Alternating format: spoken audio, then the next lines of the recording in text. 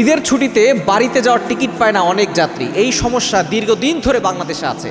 যখন ঈদের সময় হয়, ঈদের ছুটিতে অনেকে বাড়িতে যাবে, একসাথে ঈদ আয়োজন করবে, একসাথে ঈদটাকে উপভোগ করবে।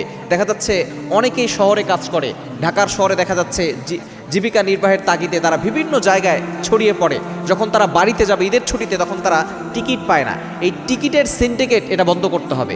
যখনই দেখা যাচ্ছে ঈদের ছুটির সময় আসে অথবা অন্য কোনো সময়, যে সময় ছুটি থাকে, তখন দেখা যাচ্ছে এই পরিমাণে টিকিট আগে থেকে ক্রয় করে রাখে কিছু সিন্ডিকেট ব্যবসায়ী আছে।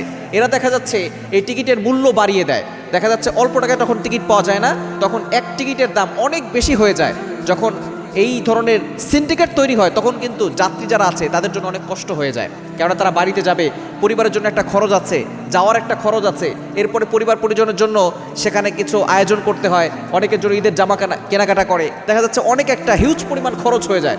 যখন এই পরিবহনের ভাড়াটাও বেড়ে যায় অথবা টিকিট পায় না, তখন কিন্তু বড় ধরনের সমস্যা হয়ে যায়। এই জন্য বর্তমানে জনাব তারেক রহমান সাহেব বিভিন্ন সুন্দর সুন্দর উদ্যোগ নিচ্ছেন। আমরা আপনাকে জানাতে চাই যে অবশ্যই ঈদের ছুটিতে যাতে করে এই ভোগান্তি না হয়, যাতে করে সকলে সুন্দরভাবে দেশে ফিরতে পারে এবং পরিবারের সাথে ঈদ আয়োজন করতে পারে, এই সুন্দর ব্যবস্থাপনা করতে হবে। যারা এই টিকিট নিয়ে সিন্ডিকেট করে, এই সিন্ডিকেট বন্ধ করতে হবে।